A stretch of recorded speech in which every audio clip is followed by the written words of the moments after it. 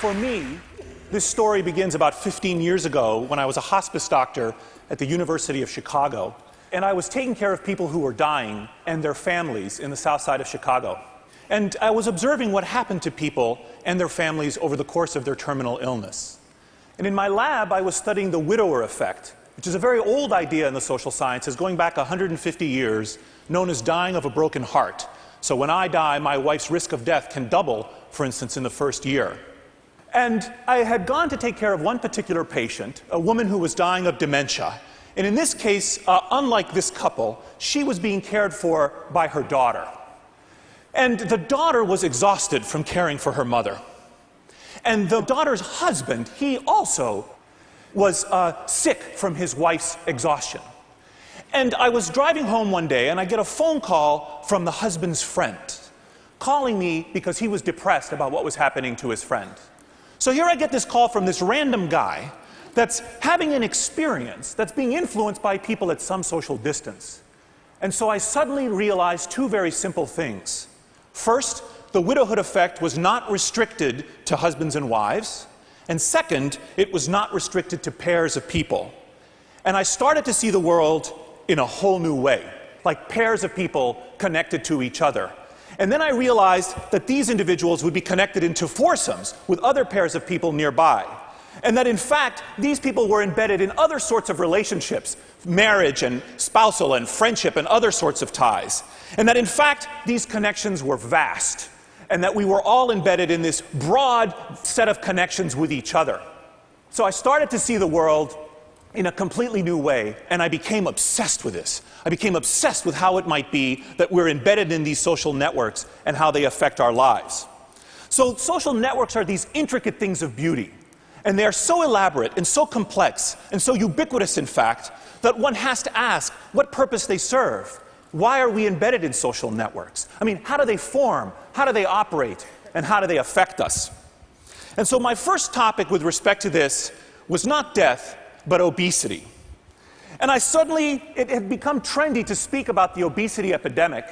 And along with my collaborator, James Fowler, we began to wonder whether obesity really was epidemic, and could it spread from person to person, like the 4 people I discussed earlier. So this is a slide of some of our initial results. It's 2,200 people in the year 2000. Every dot is a person. We make the dot size proportional to people's body size. So bigger dots are bigger people. And in addition, if your body size, if your BMI, your body mass index, is above 30, if you're clinically obese, we also color the dots yellow. So if you look at this image right away, you might be able to see that there are clusters of obese and non-obese people in the image. But the visual complexity is still very high. It's not obvious exactly what's going on. In addition, some questions are immediately raised. How much clustering is there? Is there more clustering than would be due to chance alone? How big are the clusters? How far do they reach? And most importantly, what causes the clusters? So we did some mathematics to study the size of these clusters. This here shows on the y-axis the increase in the probability that a person is obese given that a social contact of theirs is obese. And on the x-axis, the degrees of separation between the two people. And on the far left, you see the purple line. It says that if your friends are obese, your risk of obesity is 45% higher. And the next bar over, the orange line, says if your friends' are obese, your risk of obesity is 25% higher. And then the next line over says if your friends, someone you probably don't even know is obese, your risk of obesity is 10% higher. And it's only when you get to your friends that there's no longer a relationship between that person's body size and your own body size. Well, what might be causing this clustering? There are at least 3 possibilities.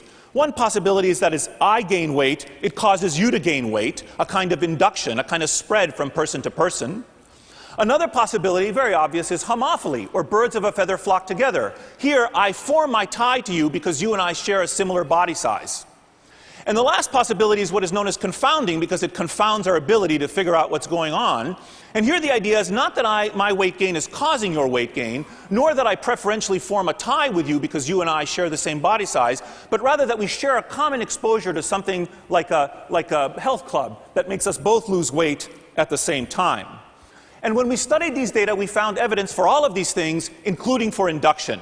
And we found that if your friend becomes obese, it increases your risk of obesity by about 57% in the same given time period. And there can be many mechanisms for this effect. One possibility is that your friends say to you something like, they adopt a behavior that spreads to you, like they say, let's go have muffins and beer, which is a terrible combination. But you adopt that combination, and then you start gaining weight like them.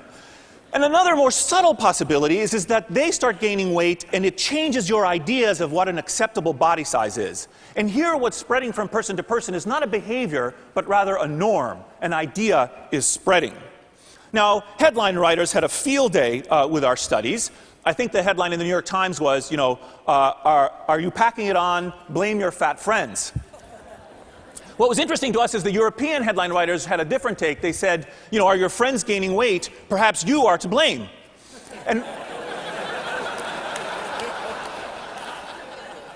And we thought this was a very interesting comment on American, kind of self-serving, not my responsibility kind of phenomenon.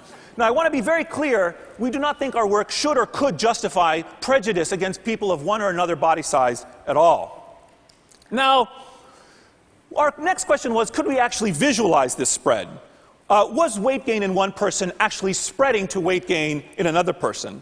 And this is complicated because we needed to take into account the fact that the network structure, the architecture of the ties, was changing across time. And in addition, because obesity is not a unicentric epidemic. There's not like a patient zero of the obesity epidemic. We find that guy, there was a spread of obesity out from him. It's a multicentric epidemic. Lots of people are doing things at the same time. And I'm about to show you a 30-second video animation that took me 5 years, me and James, 5 years of our lives to do.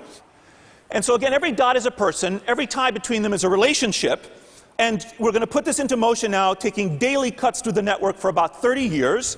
The dot sizes are going to grow. You're going to see a sea of yellow take over. You're going to see people be born and die. Dots will appear and disappear. Ties will form and break. Marriages will and divorces. Friendings and defriendings. A lot of complexity. A lot is happening just in these 30-year period that includes the obesity epidemic. And by the end, you're going to see clusters of obese and non-obese individuals within the network. Now, when I looked at this, it changed the way I see things. Because this network that's changing across time has a memory, it moves, things flow within it, it has a kind of consistency. People can die, but it doesn't die, it still persists. And it has a kind of resilience that allows it to persist across time. And so I came to see these kinds of social networks as living things.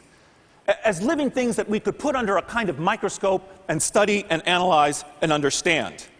And we used a variety of techniques to do this, and we started exploring all kinds of other phenomena. So we looked at smoking and drinking behavior, and voting behavior, and divorce, which can spread, and altruism.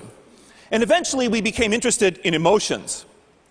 Now, when we have emotions, we show them.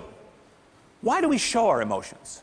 I mean, there would be an advantage to experiencing our emotions inside, anger or happiness. But we don't just experience them, we show them. And not only do we show them, but others can read them. And not only can they read them, but they copy them. There's emotional contagion that takes place in human populations. Why do some things get talked about more than others? Why does social influence work? Why does it end up that certain stories or movies are really popular while others fail? One summer, just for fun summer reading, my grandmother suggested I read this book called The Tipping Point. And I loved the book. I thought it was really cool and interesting. And the coolest thing about it was it wasn't just one science, it was a mix of sciences. It was a mix of sociology and psychology and a little bit of marketing, all in between. And I thought the topic was really interesting, but I actually sent a note to Malcolm Gladwell at the time saying, hey, is there more research or more ideas that we could read about behind these topics? And he said, and in case it was true, there wasn't actually that much. We didn't really know why people talk about or share certain things rather than others, and we didn't really know why that leads things to become popular. So one of the things people do a lot is talk. Well, we talk to our friends, we share stories with our neighbors, we gossip with coworkers around the water cooler. And these social talk moments, or word of mouth, have a big impact on behavior. So what we buy, what restaurants we try, what movie we go to. Think about the last book you read, for example. How'd you find out about that book? You probably found out about it from one of your friends or one of your colleagues. So we know we talk, and we know that talking has a big impact on what we buy and what we do, but we know a lot less about why we talk about some things rather than others. So this book is really a research-based look at why people talk. the science of social transmission or the psychology of talk, understanding what leads people to talk about and share one thing rather than another, how companies, organizations, and individuals can leverage this science to help their own products, ideas, and behaviors succeed. When we think of content, content can be all sorts of things. They can be advertising messages, they can be stories, it can be products, ideas, behaviors, any content or information that one person might pass to another. And by contagious, I mean things that spread from person to person, just like a virus might. So just like if one person has a cold and you touch that person or talk to that person, you might catch a cold. Contagious content is things, ideas, behaviors, and products that are more likely to spread from one person to another. The book is broken up into a simple acronym, STEPS, and unfortunately it has two P's. We weren't cleverer than that, so STEPPS. And those 6 letters stand for the main principles that drive contagious content, that drive social influence to work, that drive people to talk about and share things. You can think about it almost like a recipe, a set of principles that make things succeed. S is for social currency, T is for triggers, E is for emotion, P is for public, the second P is for practical value, and the last S is for stories. And so social currency is things that make people look good to talk about it. Triggers are things that are cued by the social environment that make us reminded to talk about them. Emotion is the idea that when we care about something, we share it. So how can we evoke emotion? Public is very simple. When it's easier to see something, it's easier to imitate what someone else is doing.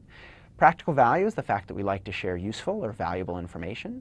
And stories is the idea of wrapping up content in a broader narrative. And so if you can make a product or idea, tap these underlying principles, it's more likely that that product or idea will be successful and spread from person to person. So social currency is the idea that what we talk about influences how people see us.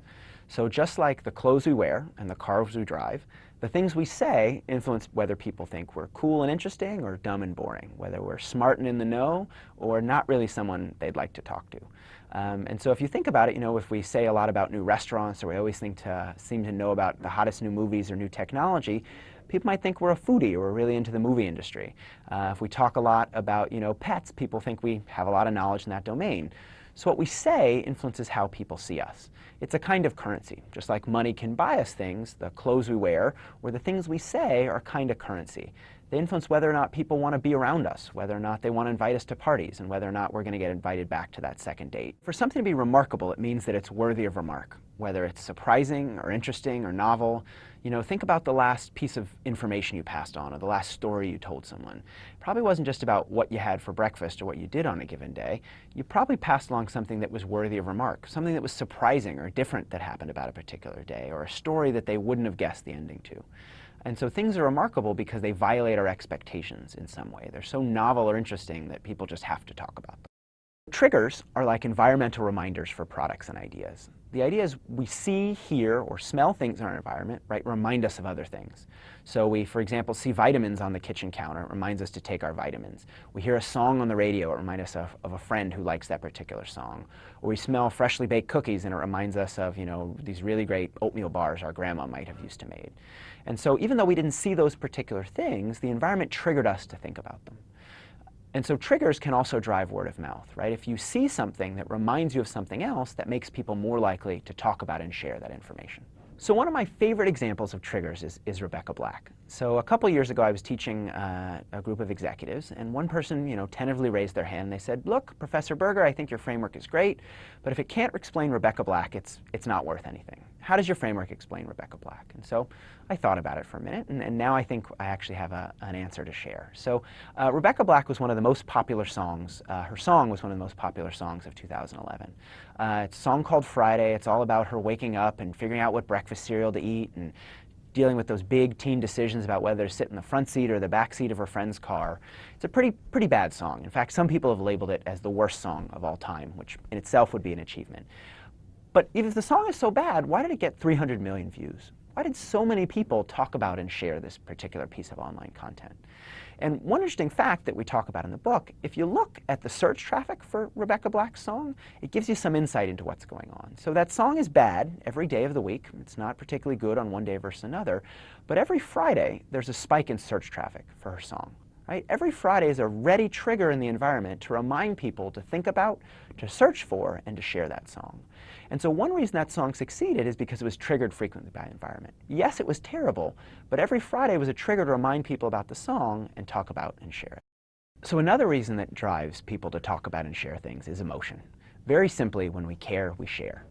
The more we feel about something, if we feel happy or excited, or even if we feel some negative emotions like anger and anxiety, there's too much content online to read all the articles in the New York Times or watch all the videos on YouTube. And so one shortcut we use is well, what did other people like, right? If other people found something worth sharing, it's probably worth us checking out too. So most people, rather than scanning the Times, for example, they look for the most emailed list as a way to figure out what content they should look at. But why then do some articles make that list rather than others? What makes certain content more likely to be shared? And so a couple years ago I got interested in this question. This was a little bit before most emailed lists were a big thing. And so at the time I would take my scissors and I would go to the library and I would clip out every day the articles. The Wall Street Journal had a nice little piece every day about the articles that had been most emailed the prior day. I'd clip that out and I'd take it back to my office and I had a big stack of sort of which articles had been most emailed. And I looked through them trying to find common patterns. It was really hard to do, but luckily we figured out a better way to do it. So we went and we used a web crawler to scrape all the articles written by the New York Times for 6 months. So you might think, for example, that what makes content shared? Well, maybe positive emotion is shared more than negative emotion, right? So why might we share things? Well, if we're really excited about it or something positive happens, like we get a raise or we get a promotion, we're going to talk about it and share that. Negative things we're not going to share, right? If our child gets a C rather than an A, we're not going to pass that on. If we get fired rather than promoted, it's not really worth sharing to others. But we actually found, yes, positive things are shared more than negative ones, but some negative emotions can actually be shared. So things like anger and anxiety, for example, are highly shared even though they're very negative. Why might that be? And so what we found is the answer is not just about positive or negative. We share positive things and we avoid sharing negative ones, but it's really about the arousal or activation that emotion evokes. If we think about anger versus sadness, for example, or on the positive side, things like excitement or amusement drive people to talk and share. They activate people, they activate them to take an action, and one of those actions is sharing. One story that really helps us see how emotion works is a story that happened to me a couple of years ago. So I'm an avid cyclist. I was biking one winter through Philadelphia when I noticed a dog running around part of the park. And then I noticed that the dog was actually by itself. So I pulled my bike over thinking I would pick up my cell phone and call the number on its tag and help it find its owner. But unfortunately, when I went over to the dog, it was a really happy dog, jumping up, panting, licking my hands. The dog didn't have a collar on it. And actually, when I looked more closely, the dog had sores on its body. It had basically been abandoned. Someone had left this dog in the park to fend for itself. And so with the help of a friend, I took the dog in, I gave the dog food, I got it its shots, but unfortunately neither of us could take the dog. We couldn't adopt the dog. We had to find someone else to take the dog. So I sent an email out to all my friends saying, hey, do you know anybody who might want a dog? Good thing, the story has a happy ending. Somebody actually adopted the dog. It ended up finding a happy home. But it wasn't anyone I sent the email to, and it wasn't anyone I sent the email to who sent it to. It was actually a third degree of separation. Someone sent the email to someone else who sent it to someone else who eventually adopted the dog. Now, that's a great story. This dog got adopted. But think about if the same thing would have happened if I was getting rid of a couch. So if I sent an email out that said, hey, free couch, here, come and get it, right? If you think about it, the dog story got shared more because it has much more emotion. We care about that dog. We feel for the dog. We want it to get a new home. We want it to get adopted. And so because of that, because we care, we share that information. We pass it on. The idea behind public is really simple. Think about the last time you were in a foreign city trying to figure out where to go for dinner, right? You didn't know much about the different restaurants in the area, but you needed a place to eat. How do you figure out where to go? And one of the most tried and tested rules is you look for a place that's busy. First of all, when others are doing something, we think it's a pretty good idea. When we're not sure about what restaurant to try, we look to what others are doing and assume that if they're doing it, it must be good. If the restaurant's full, it must be tasty. If the restaurant's empty, it must not be very good. But if we can't see what others are doing, we can't imitate them. And so the phrase monkey see, monkey do has really important things in it, right? It doesn't just say that we imitate others, it says that we have to see what others are doing to be able to imitate it. And that's the idea of public. The more public or something is, or the more observable someone else's behavior is, the easier it is to imitate. If we can see what others are doing, we can imitate it, but if we can't see what they're doing, we can't do the same thing. Think back 10, 15 years ago when we used to have Discmen, right, is the way people listened to their music. So they'd carry around music on CDs and they'd play it through Discman. And then new technology came out, right, the MP3 player.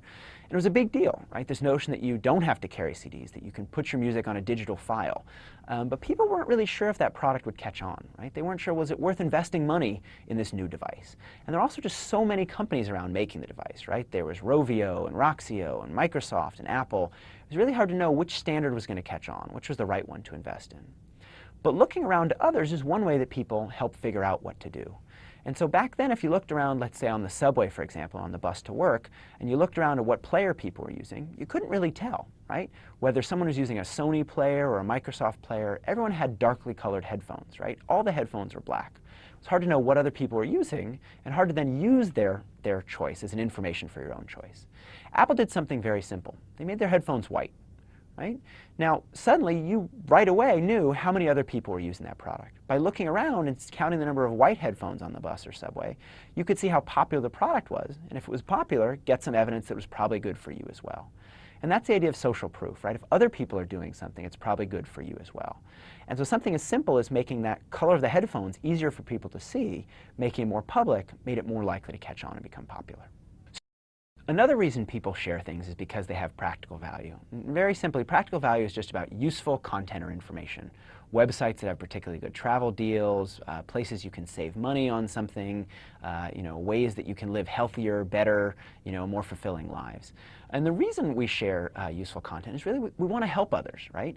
We used to do things like barn raisings, right? Where people lived in communities of others. They would get together and help their neighbors by raising a barn, getting together to really work together to help their neighbor. There's not really as many opportunities to help each other in today's day and age, right? We work in cubicles, we don't see our friends as often, we live further away from our family members as we once did, but sharing things is a way that we can still be useful and helpful to others. One really good example of sharing practical value is the story of a guy named Ken Craig. So Ken is 86 years old, he doesn't have an email address, he doesn't really make online content, he doesn't have a Twitter account, he's not on Facebook, but he actually made a video that got 6 million views. And the video, very, very basically, is about corn. Now, why would 6 million people watch or share a video about corn? Well, Ken's video is useful information, right? He shows you, if you think about corn, corn has two problems. It gets stuck in your teeth, but also has that annoying stuff called silks on the side, right? Those little threads that you can never seem to get off. Ken figured out a way, a secret, a tip to getting rid of silks, right? Toss an ear of corn in the microwave for 4 minutes, cut off the bottom 1/4 inch, hold the husk, and out drops the corn clean, right? No silks at all. And so this information is useful, and because of that, people passed it on. So one type of practically valuable content people share is good deals. Money off something or 2 for 1. But one important question is what makes a particular thing seem like a really good deal? There's so many deals out there. 10% off this, 20% off that. What makes a particular deal worth sharing? And so one thing that makes a deal worth sharing is something I call the rule of 100. Think about a product, let's say a $20 shirt. So if that shirt is 25% off, it could also be $5 off, right? 25% off 20 is the same as $5 off. But if you think about it, those two deals don't seem equally good. 25% off the shirt actually seems like a much better deal than $5 off the shirt. And in fact, when you give people an experiment, one of those two deals, more people are excited about the deal when it's 25% off. At the same time, though, if you think about something like a $2,000 laptop, there money off seems better than percentage off. So 10% off a $2,000 laptop would be $200 off, but $200 there seems better than 10%. And so a simple way to think about whether a deal is better when it's a percentage off or money off is the rule of 100. If something is less than $100, then the percentage off is going to seem better. Whether it's more than $100, the money off is going to seem better. And so using that break point of 100, the rule of 100, helps you think about whether a percentage discount versus a money discount is going to make that deal seem better. A good way to think about the ideas behind the stories chapter is to think about the famous story of the Trojan horse. It's a really famous story. It's been told from generation to generation about how the Greeks hid warriors inside a wooden horse that then got snuck inside the walls of Troy and helped the Greeks win the war. That story is a great story. It has lots of vivid details. Someone stole someone else's wife, famous heroes battling back and forth for decades upon decades. Great, great story. But inside that story is really a hidden message. Beware of Greeks bearing gifts. Stories are more trustworthy than advertising because we don't really believe what we hear in ads. So, ads often say 9 out of 10 dentists prefer this toothpaste, or 8 out of 10 doctors say that this is the best treatment. But we don't believe ads because we never hear an ad that says the opposite, right? Only 1 of 10 dentists like this toothpaste, or 8 out of 10 doctors said this is a terrible drug, don't take it. But because ads are never negative, right? They always say the product is great, fantastic, will whiten your teeth and clean your car. We're not going to believe ads, right? Our friends, on the other hand, are really objective. They're more likely to tell it to us how it is. And so we're much more likely to believe our friends and believe the stories our friends tell us, rather than ads, which are much more subjective. One example I like to talk about is the famous Subway story of Jared. Right? You can think about different ways to share information about Subway. So you could tell a friend, Subway has 5 subs under 5 grams of fat.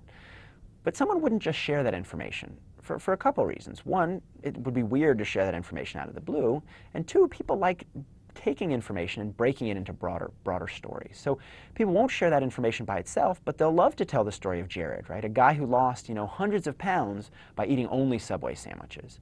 But along the way, some important information comes in that story, right?